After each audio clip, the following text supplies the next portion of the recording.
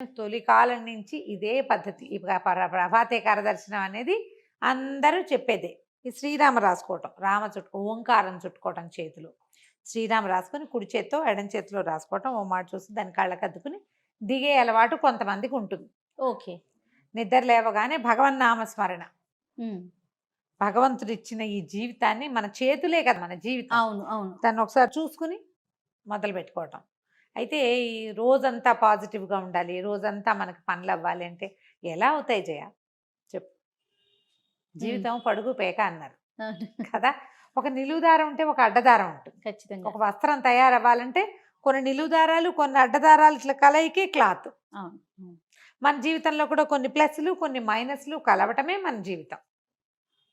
ఒకరోజు లేటుగా లేస్తాం, ఓ రోజు బద్ధకంగా లేస్తాం, ఓ రోజు విసగడతో లేస్తాం, తెల్లవారే ఏదో పగిలిపోయిన సౌండ్తో మెలకు వస్తుంది. చేయాల్సిన పనుల లిస్ట్ ఉంటుంది. మనతో పాటు ఆ పనులలో పాలు పంచుకోవాలనే వాళ్ళు రాకపోవచ్చు. వాళ్ళకేం ప్రాబ్లమ్స్ వస్తాయో. ప్రతిరోజు ఒకేలా ఉంటే ఏం బాగుంటుంది? అవును, బోరుగా ఉంటుంది, మొనాటనస్గా ఉంటుంది. ప్లస్ మైనస్ ఉండవలసిందే. కాకపోతే ఇవి భయంకర మైనస్సులు కాకుండా ఏదో ఒక మాదిరి మైనస్తో సాయంకాలం అయ్యేసరికి మళ్ళీ దాన్ని ఏదో సరి చేసుకుని లేదా పాజిటివ్ మైండ్ సెట్ తోటైనా వెళ్ళాలి. ప్రార్థన చాలా ముఖ్యమైనది దానికి.